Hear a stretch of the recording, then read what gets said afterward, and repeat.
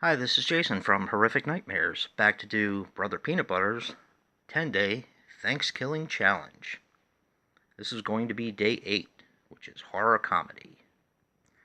Now, today I watched Pool Party Massacre. Now, Pool Party Massacre is a 2017 film which runs approximately 80 minutes and is written and directed by Drew Mavic. He also had a small role in the film, playing Blaine.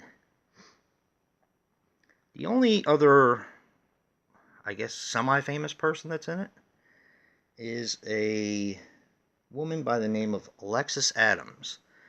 I'm not sure if that sounds familiar, but when I looked her up on the IMDb, she has 74 titles since 2013, which oddly enough is when she turned 21. I take it you guys are getting what I'm putting down here. 73 of those titles were porn. So, yeah. It's a very interesting movie. A girl is having her friends over for a pool party. Most of those girls are rich.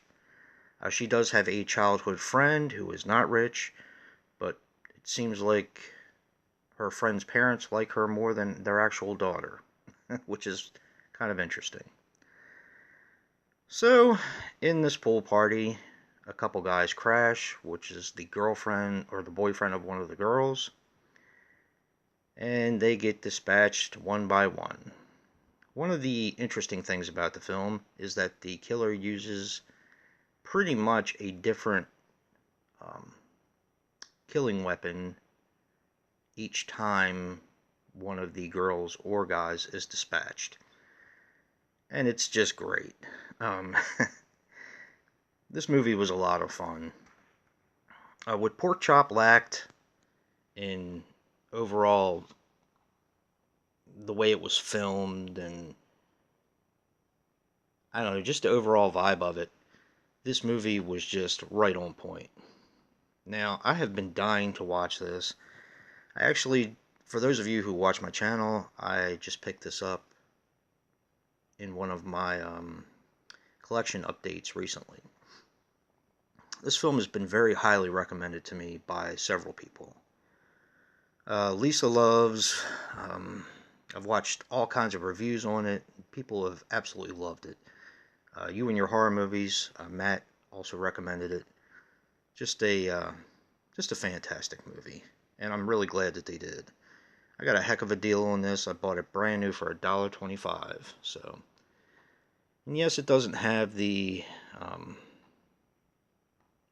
signatures that most of them do, but this is an actual press disc. It's not a DVR. It is a press disc, so you don't really have to worry about it being a fake or anything like that. Now, the tagline pretty much says it all. Worst pool party ever, which is hysterical. This does have a lot of comedy in it. Some of it works, some of it doesn't. I'm going to get into my cons right now, and I only have a few of them. One of the cons I have is the type of blood that they used. I wish they would have used a more, this is going to sound kind of weird, a different shade of blood.